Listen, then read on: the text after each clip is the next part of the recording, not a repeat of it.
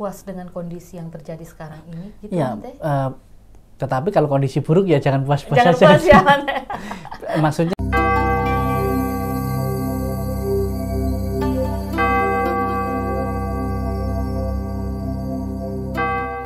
para pendengar RRI Pro 1, khususnya umat Buddha dimanapun Anda berada, terimalah salam kasih dari saya, Soki Hotu, Namo Buddhaya. Namo Buddhaya.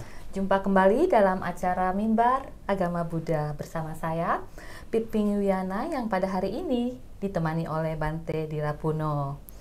Beliau adalah Bhikkhu Sangga dari Sangga Agung Indonesia dan saat ini merupakan anggota Lembaga Hubungan Lintas Sangga, Agama, dan Internasional, dan juga merupakan Bante yang aktif di media sosial, menyebarkan Dharma melalui media sosial, dan penulis beberapa buku. Oke, terima kasih telah hadir bersama kami hari ini, Bante. Terima kasih. Hari ini merupakan hari yang indah bagi saya dan bagi pendengar, karena Bante hadir di sini untuk membagikan Dharma yang tentunya indah juga. Tema yang kita bahas pada hari ini adalah Bante, noda batin. Noda batin. Ya, noda batin. Batin. Sebenarnya apa artinya batin, Bante? Iya, ini dua kalimat yang tidak bisa dipisahkan ya. Jadi para sahabat-sahabat RRI Pro 1 Makassar, noda batin itu terdiri, kalau di dalam Buddhis itu terdiri dari tiga hal. Kalau dalam mungkin agama-agama lain ada juga, misalnya di Muslim itu takbiin, itu ada hal-hal yang negatif. Sama kita di Buddhis ada namanya noda batin. Noda batin ini terdiri dari tiga hal, yaitu loba. Loba itu keserakahan. Kemudian loba dosa. Dosa itu kebencian. Jadi sahabat RRI Pro 1 Makassar, sering kita dengar mungkin loba, dosa, itu bisa kadang sering kita dengarkan, kamu dosa kalau melakukan hal buruk gitu kan. Iya. Tetapi kalau secara bahasa Buddhis itu sendiri, dosa itu artinya kebencian. Kebencian, makanya loba, dosa. Loba itu keserakahan, kemudian dosa itu kebencian, dan moha itu kebodohan batin. Oh, kebodohan batin. Maka Bante. noda batin. Bukan bodoh pelajaran. Bukan, gitu, Bante ya. Banyak manusia yang kuliah S1, S2, S3 sampai S-teler ya. Tetapi secara S5, Bante. Ya, S5, S-lilin, tetapi secara kebodohan, secara mungkin spiritual, kemanusiaan, justru malah lebih pintar dari orang yang tidak sekolah sama sekali. Banyak orang yang memiliki kecerdasan, memiliki pengetahuan yang tinggi, tetapi justru malah mengorbankan banyak orang, mengorbankan banyak manusia, bahkan makhluk hidup untuk menderita. Nah, ini berarti kan memiliki kebodohan batin, lebih kebodohan batin. Karena orang yang sekolah tinggi pun bisa loh kebodohan batin ini, tapi orang yang tidak sekolah sama sekali bisa yang pintar dalam batinnya.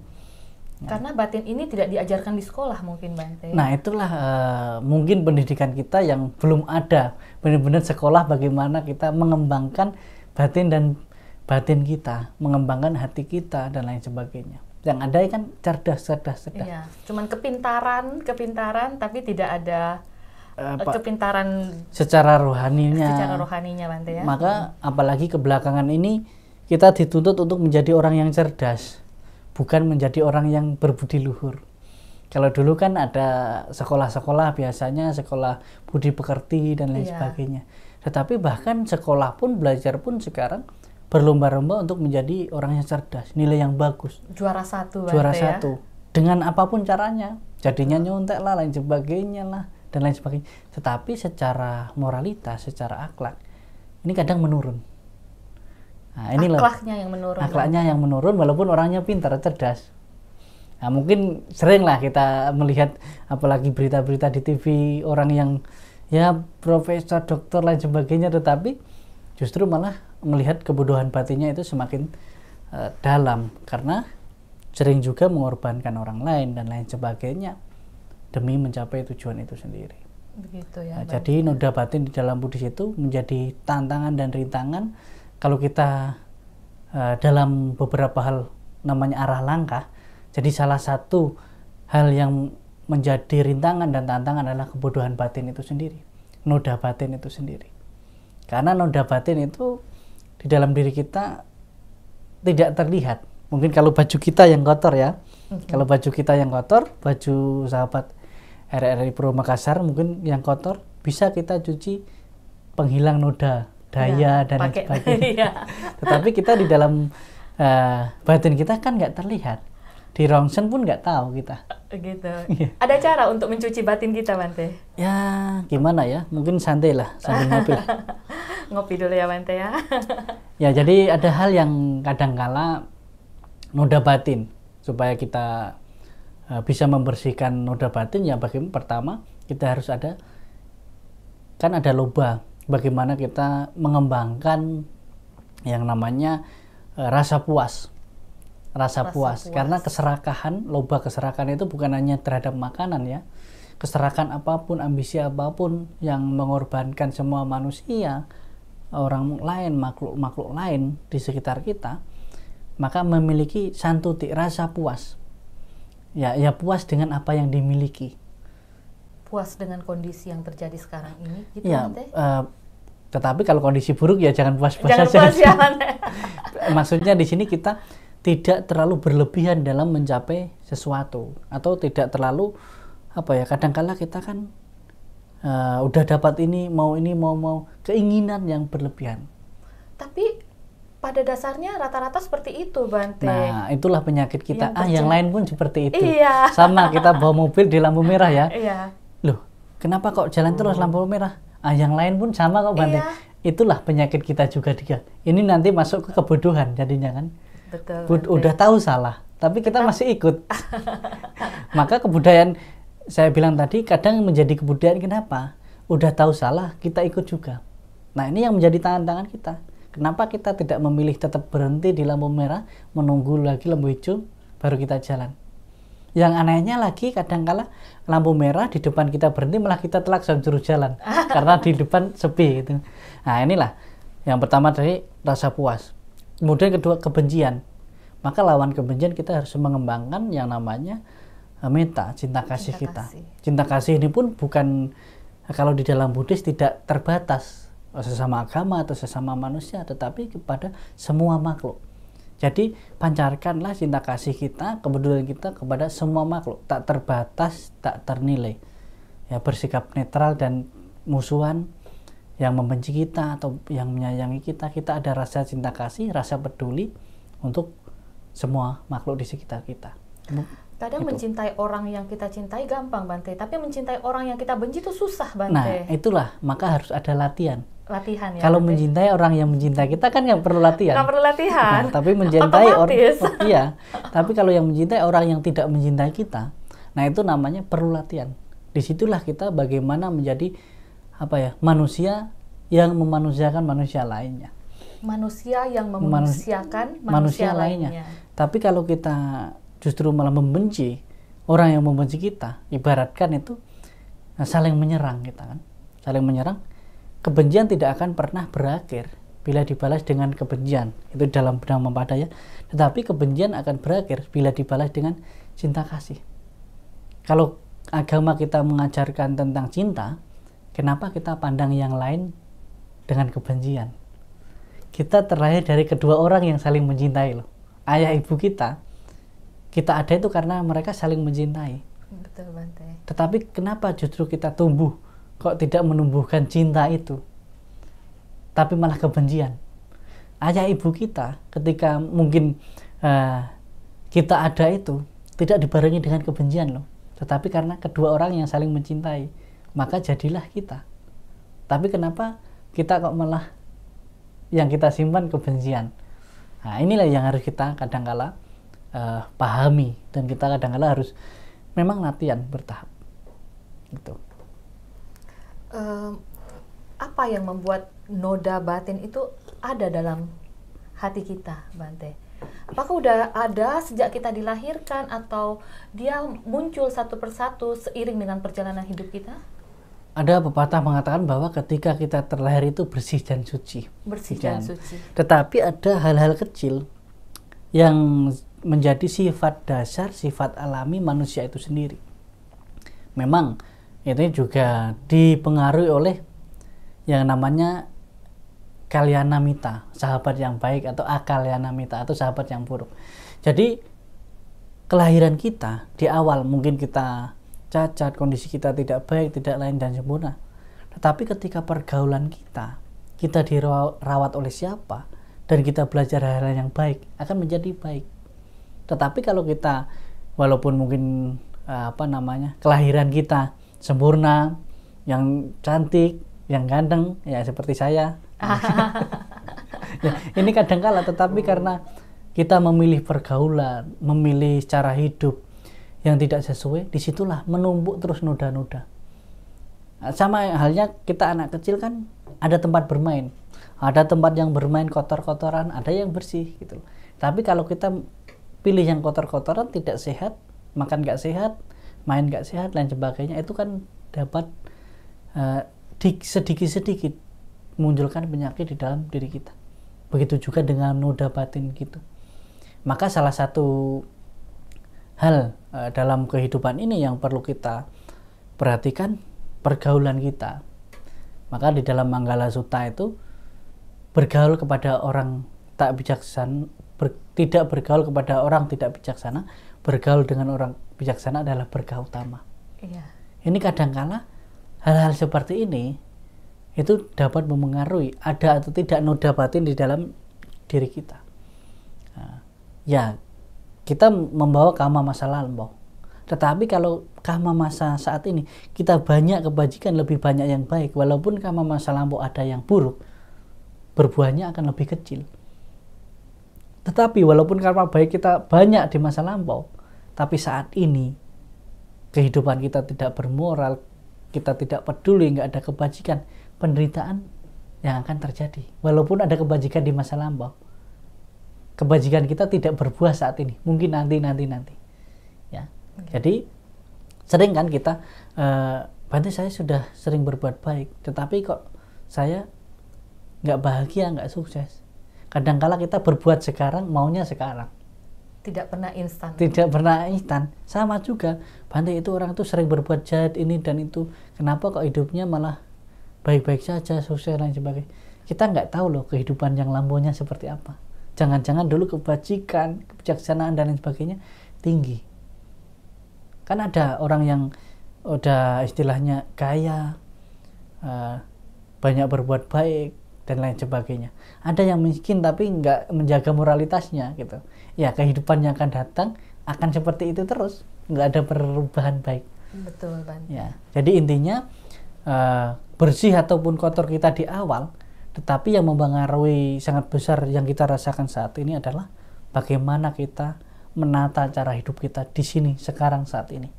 Tidak peduli masa lalu kita apa, tetapi kita bisa menciptakan masa depan kita.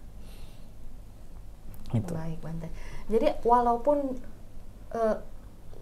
kita berada di lingkungan yang tidak mendukung, lingkungan yang tidak baik, Bante, kita mampu untuk belajar keluar dari lingkungan yang tidak baik itu. Ya, memposisikan diri. Jadi kala desa, tempat dan waktu yang tepat itu adalah mempengaruhi perkembangan kita. Maka kadangkala ada satu bahasa yang sering kita pakai, keluarlah dari zona nyaman kadang-kadang. Iya. Ketika kita sudah tahu bahwa tempat yang kita tempati sekarang ini mempengaruhi kita semakin turun, maka ketika kita berani melangkah, ya kita harus melangkah ke tempat yang lebih baik. Keluar dari zona nyaman itu. Tetapi ketika kita mampu di situ dan mampu tegak bertahan dengan prinsip kita tetap di jalan yang baik, ya nggak masalah. Tetapi kan nggak banyak orang yang bisa seperti itu. Susah kayaknya, Bante. Bahkan kadangkala juga kita tidak masalah bergaul kepada orang tidak bijaksana, bergaul kepada orang yang belum baik. Tetapi ketika kita di situ mampu menjaga diri, bahkan kita bisa mengkondisikan orang lain lebih baik, pengaruh kita ke mereka dan kita menjadi lebih baik, bukankah itu hal yang baik?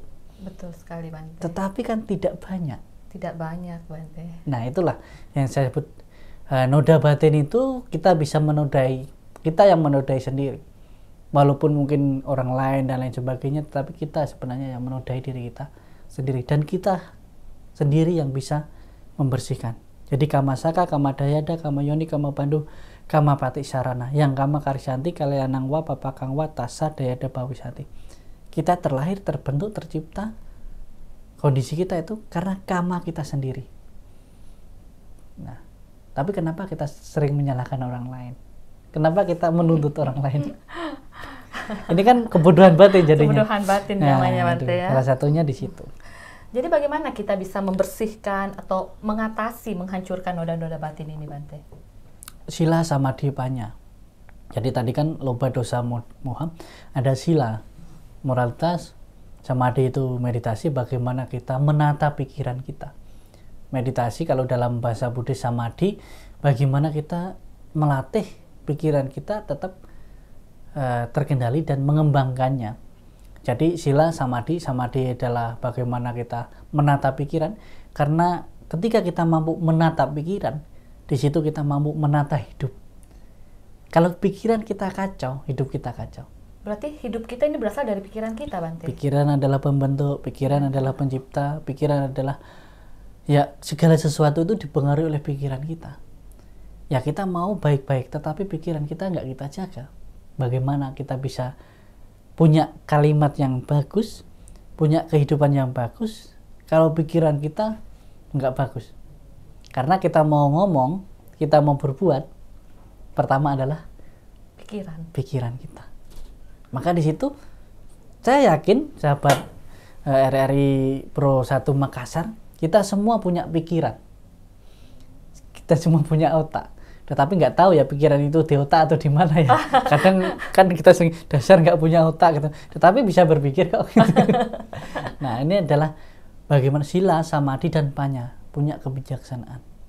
Maka dari noda-noda batin ini, sila bagaimana kita mengendalikan diri kita supaya keserakan kita tidak terlalu tinggi, dosa kebencian kita dengan samadhi, dengan bagaimana melatih pikiran kita supaya kita tidak mudah membenci orang lain. Dan kebijaksanaan. Maka lawannya dari kebodohan kan kita harus bijak dan harus belajar bijak. Karena kebodohan tadi saya jelaskan, kita ngobrol tadi, bukan soal kecerdasan intelektual, tetapi kecerdasan secara bijaksana. Maka perlunya panya, kebijaksanaan. Nah, hal-hal itulah yang perlu kita kembangkan di dalam diri kita, sila samadhi panya, supaya loba dosa moha tadi bisa perlahan-lahan itu luntur, seperti cucian. Ya, ibaratkan noda batin tadi di baju kita yang putih misalnya lah. Ya, kita punya rinso dan lain sebagainya. Bagaimana sih untuk membersihkan? Tidak bisa langsung kita kasih langsung bersih. Nah, itu kan hanya ada di iklan kan. Begitu kasih langsung putih lagi kan enggak. Perlahan-lahan harus ada prosesnya dan lain sebagainya. Ternyata lama-lama bisa gitu loh. Nah, itulah hal yang memang harus kita kembangkan setiap saat, setiap harinya. Perlu proses, ya. Perlu proses. Itu tidak bisa langsung instan begitu saja. Bahkan seorang Buddha pun harus, Pangeran Siddhartha berapa tahun harus ada menyiksa diri dulu, berguru dulu dan lain sebagainya, dan pada akhirnya menemukan pembebasan, menemukan penggugahan. Itu pun dari dirinya sendiri. Beliau Pangeran Siddhartha menjadi Buddha bukan karena orang lain, bukan karena Sang Maha dan lain sebagainya, tetapi ada di dalam diri kita, di dalam diri Pangeran Siddhartha menjadi Buddha itu sendiri. Begitu juga dengan kita. Kebahagiaan, pembebasan dan lain sebagainya bukan dari orang lain, tetapi itu dari dalam diri kita sendiri. Sang Buddha hanya kasih jalan, kasih cara. Dia nggak bisa transfer ilmu, transfer apa ke kita sebagai umat Buddha, bukan. Buddha itu ibaratkan dokter. Para bante, para sangha seperti saya hanya mewakili seperti suster, mengingatkan, oh kamu harus makan sehari 3 kali obatnya. Pasien itu ya umat kita sendiri. Kita semua itu pasien. Kita tahu kita sakit, kasih obat, Buddha kasih obat, tahu sakit kita apa, kita harus makan obat sendiri.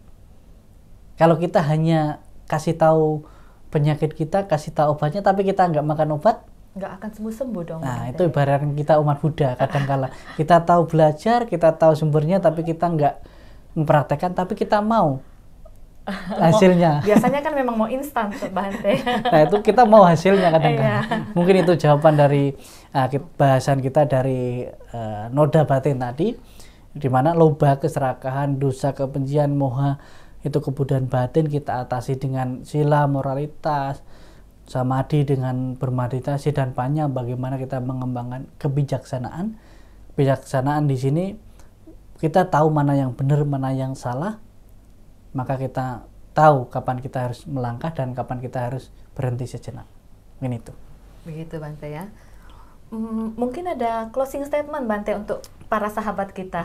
Baik, para pendengar RRI Pro 1 Makassar dimanapun Anda berada dan kapanpun Anda mendengar, pagi, siang, malam, bahkan mungkin menjelang tidur atau bangun tidur, mari kita bersama-sama melatih diri untuk membebaskan diri kita dari noda batin tadi, dari keserakahan, kebencian, dan kebodohan batin kita. Ketika kita sadar itu, mari kita perjuangkan. Sang Buddha memberi pesan kepada para biku, wayadamata sangkara, apa madena sampadita. Segala sesuatu yang terkondisi ini tidak kekal, maka kita harus berjuang dengan sungguh-sungguh. Ya, ini berjuang dengan sungguh-sungguh dari diri kita sendiri, oleh diri kita sendiri, dan untuk diri kita sendiri.